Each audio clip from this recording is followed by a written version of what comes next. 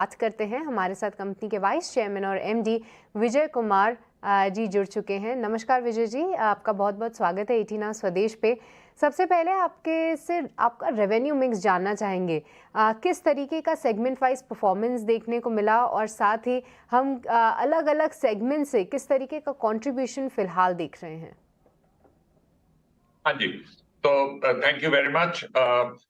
सबसे पहले जो हमारा रेवेन्यू है वो इस बार 62.5 करोड़। पहले तो मैं ये बताना चाहता हूँ कि एनआईटी लिमिटेड ने आज से 1.5 साल पहले एक प्रोजेक्ट शुरू किया था और उससे कॉर्पोरेट लर्निंग ग्रुप को हमने डीमर्ज करके अलग लिस्ट करवाना था। वो प्रोजेक्ट एक लॉजिकल माइलस्टोन पे पहुंच गया और 8 अगस्त को एनआईटी लर्निंग सिस्टम्स लिमिटेड जो कॉर्पोरेट लर्निंग ग्रुप का बिजनेस हैंडल करते हैं वो अब अलग लिस्ट हो गए हैं। तो अब जो बाकी एनआईटी है उसके अंदर स्किल्स एंड करियर्स का बिजनेस है जो इंडिया और इमर्जिंग मार्केट्स का है। इंडिया एंड इमर्जिंग मार्केट्स के अंदर इस क्वार्टर, पिछले क्वार्टर में काफी ज्यादा दबाव आया था क्योंकि आईटी सर्विसेज सेक्टर जो सबसे ज्यादा हमारा पोर्शन होता था उनके यहाँ हायरिंग बिल्कुल रोक दी गई थी। तो इसलिए वहां ट्रेनिंग का रेवेन्यू जो है वो बिल्कुल बंद सा हो गया था। तो उस चीज से इस क्वार्टर में एक रिकवरी हुई है। तो उस रिकवरी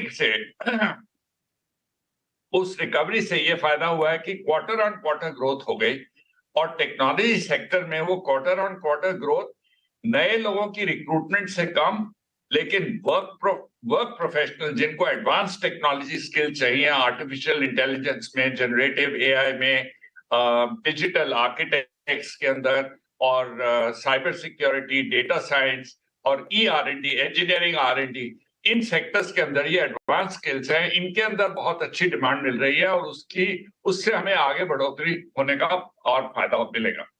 दूसरा सेक्टर जो हम एड्रेस करते हैं वो है बैंकिंग एंड फाइनेंशियल सर्विसेज।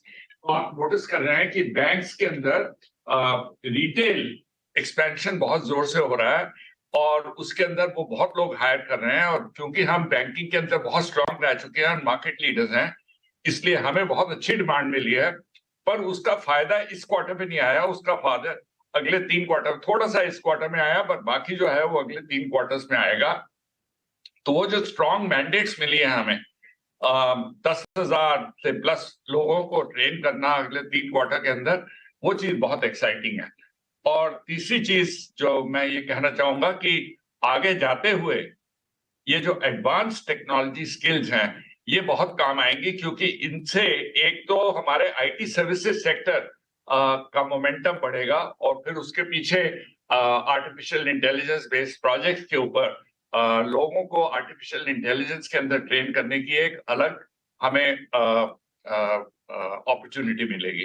तो इस टाइम पे इस रिजल्ट्स के अंदर हम यही कह रहे हैं, हमारा प्रॉफिट आफ्टर टैक्स 2.2 करोड़ था। लास्ट क्वार्टर में वो 9.5 करोड़ का लॉस था। पर मैं ये कहना चाहूंगा ये कंपनी जो है और ये बिजनेस जो है अभी ट्रांसफॉर्मेटिव स्टेज में है। तो अभी क्वार्टर ऑन क्वार्टर हम अच्छी बढ़ोतरी देखेंगे अब आगे देखते हुए और मेरे को लग रहा है एंड ऑफ द ईयर तक हम वापस स्टेबलाइज पीरियड में आ जाएंगे जबकि हम ईयर ऑन ईयर ग्रोथ भी इंपॉर्टेंट होनी शुरू हो जाएगी। जी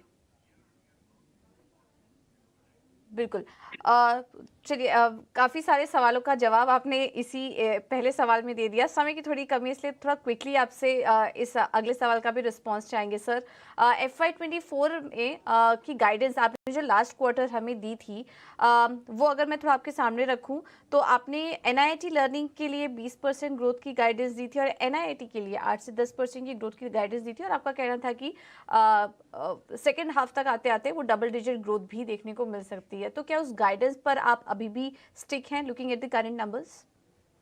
ये क्वार्टर, ये जो साल है वो थोड़ा स्लो शुरू हुआ है तो ये गाइडेंस पॉसिबल है अचीव करना। पर मैं आपको फिर भी अब इस टाइम पे गाइड करूंगा कि एनआईटी लिमिटेड की ग्रोथ जो है वो 5 से 8% होने का ज्यादा चांस है और जो एनआईटी लर्निंग सिस्टम्स है जो अलग कंपनी है जिसके रिजल्ट्स आज नहीं हम डिस्कस कर रहे हैं उनकी गाइडेंस हम कल दे चुके हैं।